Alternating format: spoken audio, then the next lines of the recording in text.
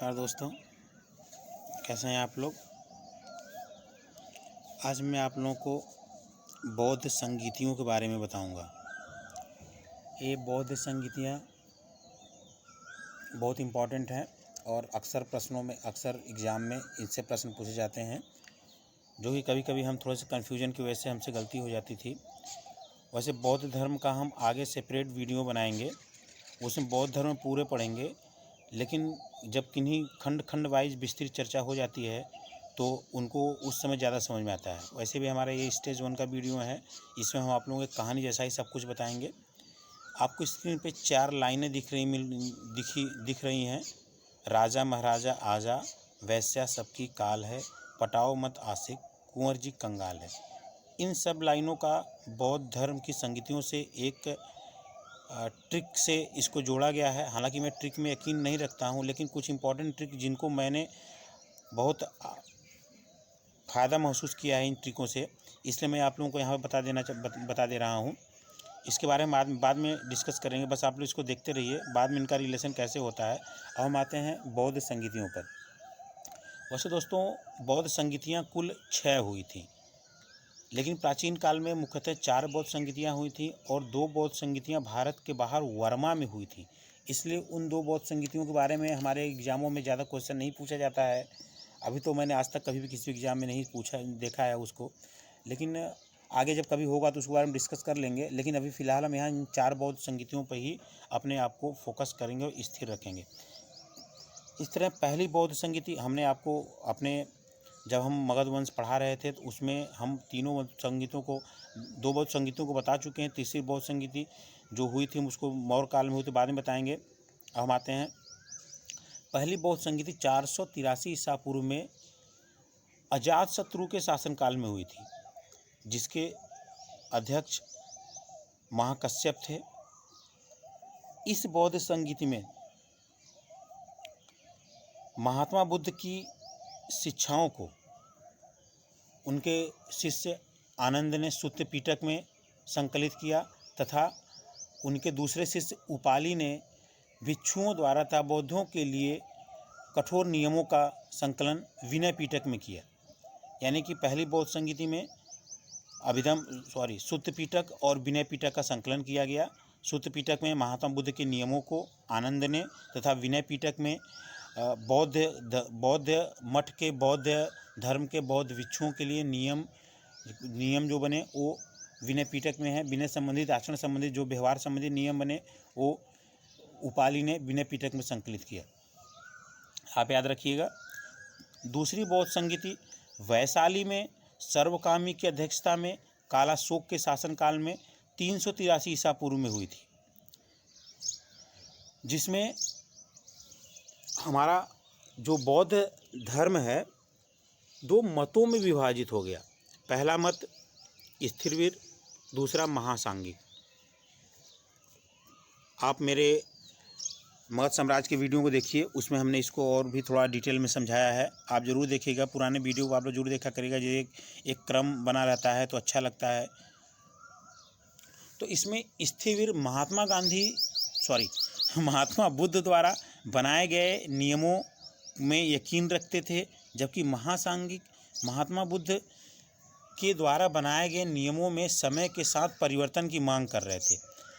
जो पुराने बुद्ध के नियमों को मानते थे वो स्थिरवीर, वो थेरवादी संप्रदाय के लोग थे, और जो इस थेरवादी संप्रदाय यानी कि इन नियमों को नहीं मानते थे वो महासांगिक बन गए। अभी यहाँ पे मतों का विभाजन हुआ था, बौद्ध धर्म का पूरी तरह से विभाजन नहीं हुआ था। अभी यहाँ पे 2 विचारधारा उत्पन्न हुई थी, एक स्थिरवीर और एक महासांगिक। लेकिन इसमें ज़्यादा विवाद होता है और ये बाद में बंटवारा भी हो जाता है, उसको आगे हम चलेंगे। तीसरी बौद्ध संगीति पाटलिपुत्र में मोगलीपुत्र तिस्य की अध्यक्षता में और अशोक के शासनकाल में 250 ईसा पूर्व में हुई थी।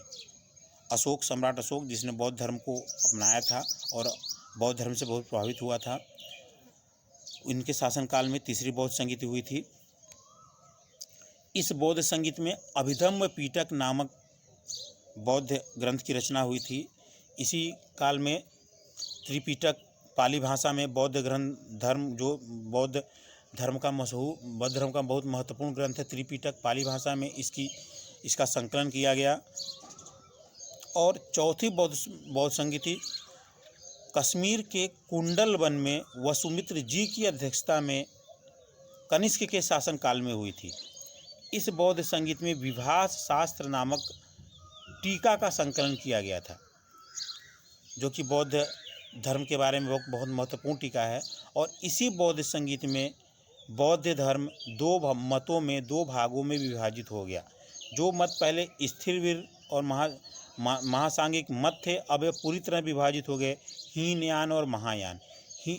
स्थिरवीर थेरवादी परंपरा के समर्थक और महात्मा बुद्ध के पुराने नियमों को मानने वाले यह हीनयान में हो गए। और हीनयान लोगों ने, जो हीनयान से संबंध नहीं रखते थे, उनको अपने धर्म, अपने मत से अलग कर दिया।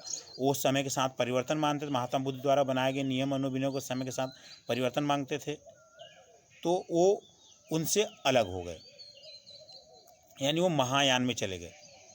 दोस्तों, ये बौद्ध संगीतियों के बारे में विस्तृत वर्णन था। इसके बाद दो और बौद्ध संगीतियाँ हुई थी 1871 में, 1954 में, लेकिन यह संगीतियाँ भारत से बाहर वर्मा में हुई थी और इनसे कोई विशेष प्रश्न नहीं पूछा जाता है, इसलिए हम इनको यहाँ पे नहीं करेंगे। अब हम आते हैं स्क्रीन पर लिखे गए इन शब्दों पर। यहाँ पे 4 लाइनें लिखी हैं। इन चारों लाइनों का अलग अलग चारों बौद्ध संगीतियों से संबंध है। चारों लाइन के पहले जो शब्द है, इनका संबंध उस स्थल से है जहाँ संगीतियों का आयोजन हुआ था। दूसरा उस अध्यक्ष से है जो संगीति का अध्यक्ष किए थे। तीसरा उस राजा से है जिनके शासनकाल में हुआ था। बाकी सन आपको याद करना है। पहली बौद्ध संगीति 483 ईसा पूर्व में हुई थी। राजा महाराजा आजा, यानी राजा मतलब राजगृह में, महाराजा मतलब महाकश्यप के अध्यक्षता में, आजा मतलब अजातशत्रु के शासनकाल में, यानी 483 राजगृह, महाकश्यप और अजातशत्रु। दूसरी 383 ईसा पूर्व में वैशाली, वैश्या सबकी काल है, वैशाली, सर्वकामी और कालाशोक, 383 ईसा पूर्व में। चौथी बौद्ध संगीति 250 ईसा पूर्व में पटाओ पाटिलपुत्री मत मोगलीपुत्र सुत तिस्य आसिक अशोक, यानी 250 ईसा पूर्व में पाटिलपुत्र में मोगलीपुत्र तिस्य की अध्यक्षता में अशोक के शासनकाल में। चौथी बौद्ध संगीति 72 ईस्वी में कश्मीर के कुंडलवन में वसुमित्र जी की अध्यक्षता में और कनिष्क के शासनकाल में। उम्मीद होगा दोस्तों आप लोगों को वीडियो पसंद आया होगा और आप लोग अधिक से अधिक लोगों को चैनल से जोड़िए, और जिससे हमको और अच्छे से वीडियो बनाने की प्रेरित मिले। अभी कुछ संसाधनों का अभाव है, इसलिए हो सकता हो हमारी ब्लैक बोर्ड स्टडी नहीं हो पा रही है, लेकिन स्टेज 2 के सारे वीडियो हम ब्लैक बोर्ड बनाएंगे। अभी हम कहानियों के माध्यम से आपको सारा पढ़ा रहे हैं। बौद्ध धर्म की संगीतियाँ बहुत इंपॉर्टेंट महत्व रखती हैं। अक्सर कभी भी प्रश्न पूछ जाता है तो हम कंफ्यूज करते हैं। आप इस ट्रिक को याद रखिएगा। ये ट्रिक आपको बौद्ध संगीतियों को कभी भी भूलने नहीं देगी। हमने इसको महसूस किया है, इसलिए हालांकि मैं ट्रिक पे यकीन नहीं रखता हूँ, मैं खुद से ट्रिक बनाता हूँ, लेकिन ये ट्रिक मुझे अच्छी लगी इसलिए मैं आप लोगों को शेयर कर रहा हूँ और आप लोगों को बता रहा हूँ। आप लोग भी बेल आइकॉन को टच कर दीजिएगा, सब्सक्राइब कर लीजिएगा और अधिक से अधिक लोगों को चैनल पर जोड़िए। एक स्टूडेंट अगर अपने साथी मित्रों को 5-10 लोगों को जोड़ेगा तो हमारे बहुत जल्दी हम हमारे सब्सक्राइबर बढ़ेंगे और हमको पढ़ाने में और आपको पढ़ने में बहुत ही ज़्यादा मज़ा आएगा। नमस्कार दोस्तों, फिर अगले वीडियो हम आपसे मिलेंगे। नमस्कार।